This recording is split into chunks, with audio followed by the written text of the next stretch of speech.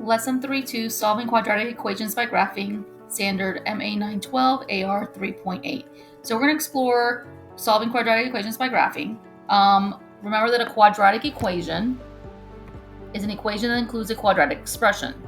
So normally the standard form of the quadratic formula is ax squared plus bx plus c equals 0.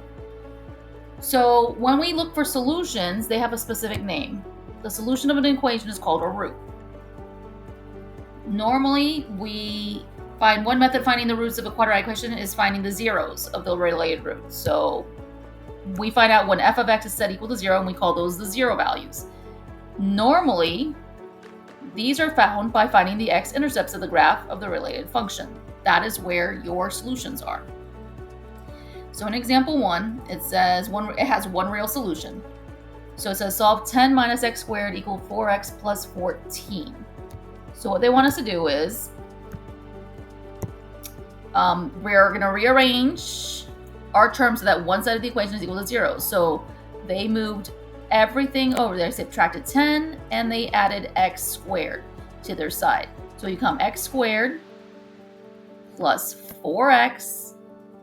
Remember, I'm subtracting 10, so now I'm a positive 4. Then we're going to use the axis symmetry formula, which says x equals negative b over 2a. So we have negative 4 over 2 times 1, or a negative 2. Once we have that, we're going to make a table of values to plot our points. So they gave us the values that they want us to use for x. Negative 4, negative 3, negative 2, negative 1, and 0. And what we're doing is plugging them in. When we look at our graph, when x is negative 4,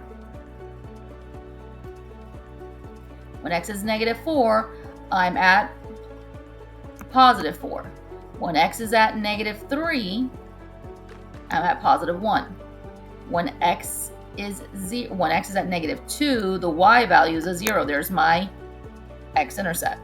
When I'm at negative 1, again, I'm at positive 1. When I'm at origin, 0, my y-intercept is a 4. So we have an x-intercept at negative 2, 0. We have a y-intercept at 0, 4. The vertex is also negative 2, 0. The 0 of the function is going to be negative 2. That is when it hits the x-axis. Therefore, the solution of the equation is negative 2, or we can say x where x is equal to negative 2.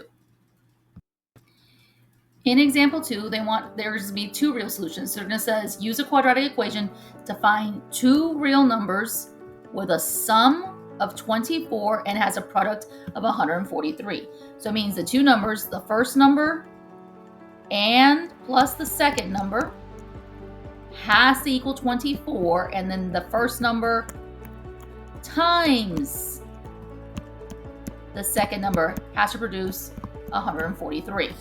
So we're going to let x represent one of the numbers. So if x is one of the numbers, that means 24 minus x will represent the second number. So now we see x times 24 minus x is going to equal our 143, the product of it. It says, what do we need to find? X and 24 minus x, which means this is our first number and our second number. So now we go into step 1, says solve the equation for 0. So it means we have our original equation. The first thing we're going to do, we're going to use the distributive property. We multiplied in, and we got 24x minus x squared equaling 143. And then we're going to subtract everything to the right side. So which means I'm subtracting 24x and adding x squared. I subtracted 24x and added x squared so that we become 0 equaling x squared minus 24x plus 143. For step 2, they want us to use the axis symmetry formula. So x equals negative b over 2a.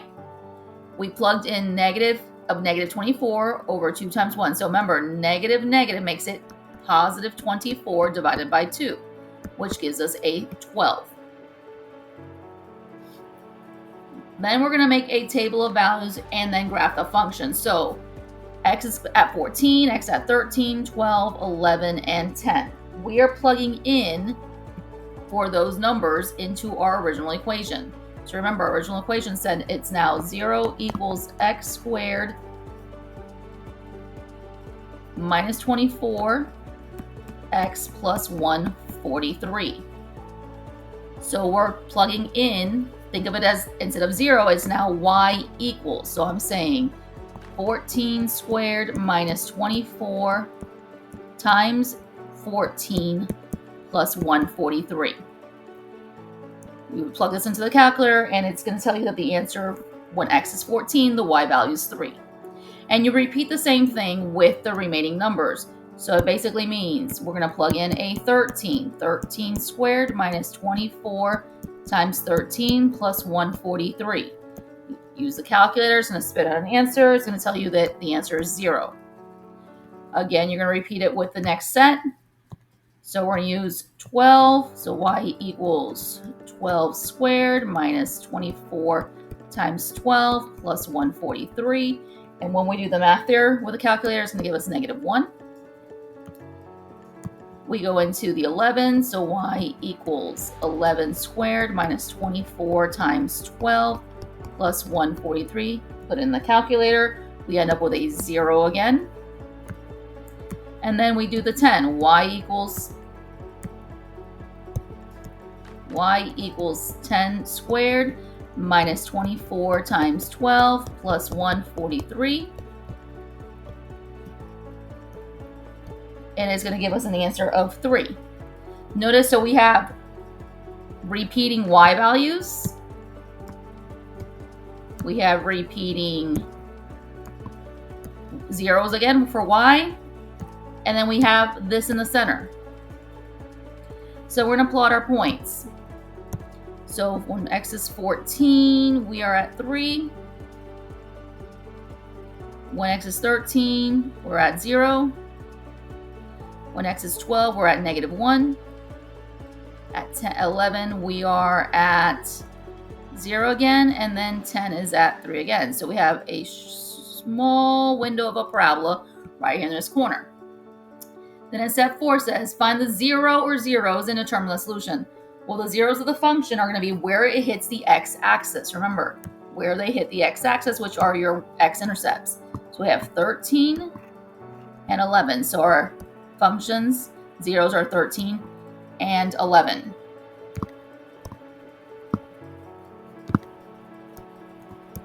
So x equals 11 or x equals 13.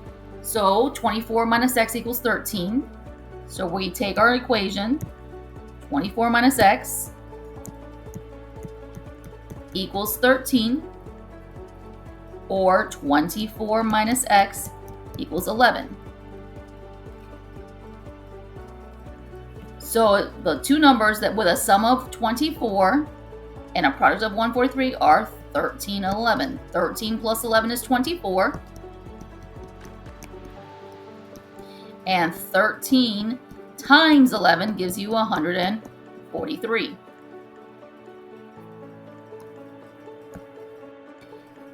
In example 3, we're estimating some roots. So it says solve -x squared plus 3x plus 7 equals 0 by graphing.